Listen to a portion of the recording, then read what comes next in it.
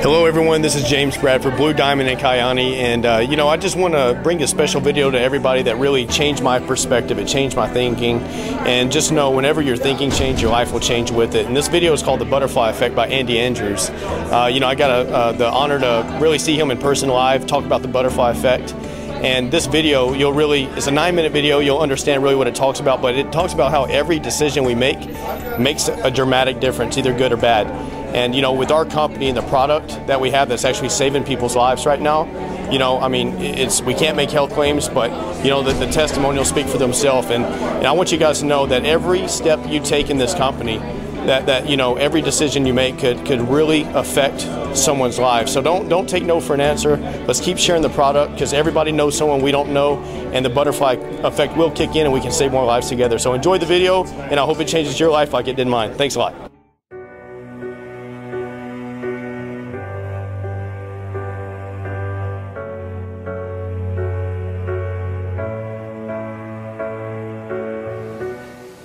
Have you heard of the butterfly effect? The butterfly effect was a doctoral thesis written in 1963 by Edward Lorenz, and it was presented to the New York Academy of Sciences and laughed out of the place. It's crazy. The butterfly effect stated that a butterfly could flap its wings on one side of the world and set molecules of air in motion that moved other molecules of air that would eventually move other molecules of air that could eventually create a hurricane on the other side of the planet. The butterfly effect. It was nuts. But it was interesting.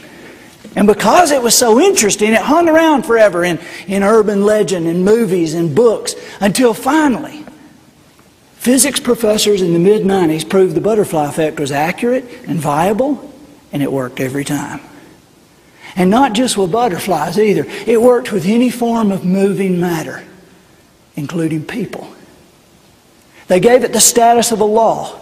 Just like the law of gravity, the butterfly effect is now known as the law of sensitive dependence upon initial conditions. And it works every time.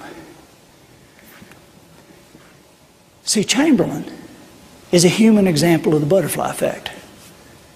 One guy who made one move 140 years ago, whose effect still ripples through our lives today. And you are no less an example of the butterfly effect than Chamberlain was. Everything you do matters. Every move you make, every action you take matters, not just for you or your family or your hometown. Everything you do matters to all of us and forever.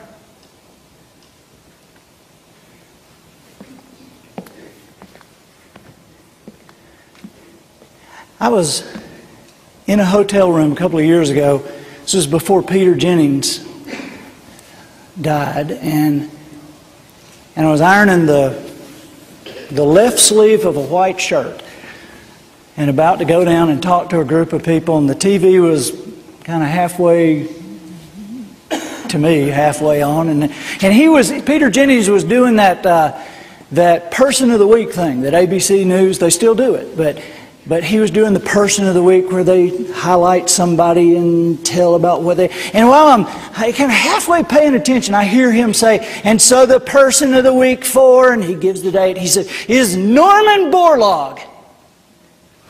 And man, when he said Norman Borlaug, I put the iron down, I ran in front of the TV set, my jaw was around my knees. Norman Borlaug, I didn't know the dude was still alive.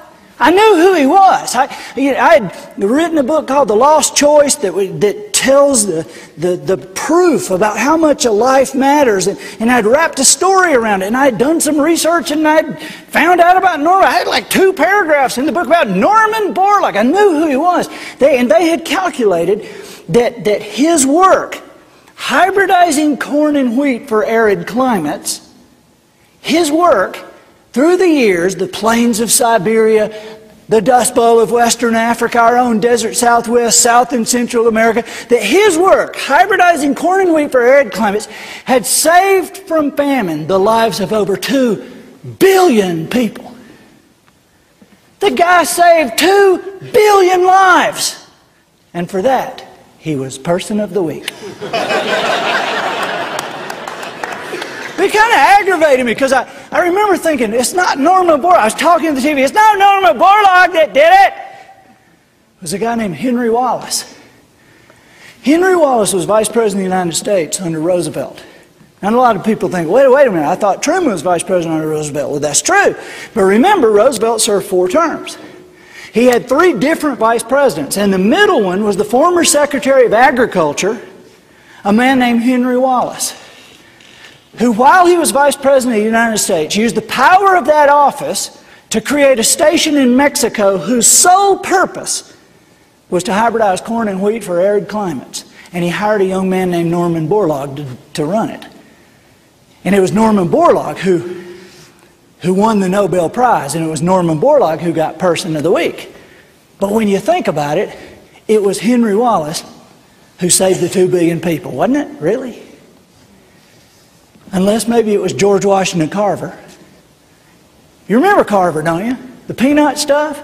Here's one thing people don't know about Carver, is when he was 19 years old and a student at Iowa State University, he had a dairy sciences professor who on Saturday and Sunday afternoons would allow his 6-year-old little boy to go on botanical expeditions with this brilliant student. And it was George Washington Carver that took this little 6-year-old boy and pointed his life in a direction. It was George Washington Carver that took this 6-year-old Henry Wallace and put a vision in his life about plants and what they could do for humanity. It's amazing to think about it. Isn't it? George Washington Carver flapping those butterfly wings with the peanut stuff. 266 things he developed from the peanut that we still use today. He flapped his butterfly wings with the sweet potato. 88 things he developed from the sweet potato that we still use today. And while nobody was even looking, he just flapped his butterfly wings a couple of times with a little 6-year-old boy and just happened to save the lives of 2 billion people and counting.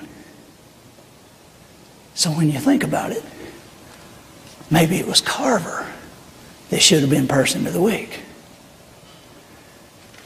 Unless it would have been the farmer from Diamond, Missouri. A man named Moses had a wife named Susan.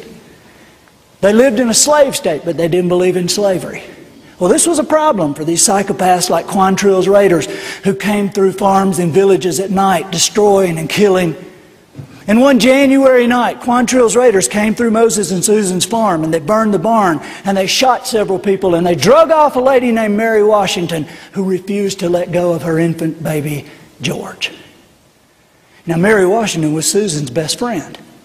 And because of that relationship, Moses sent word out immediately, and a messenger here and a message here, trying to create a meeting with Quantrill's raiders, and 2 days later he had it. And he took a black horse in the evening time, and then went several hours north to a crossroads in Kansas to be there at the appointed time, meeting 4 of Quantrill's raiders who showed up on horseback, carrying torches, with the flour sacks over their heads with the eye holes cut out.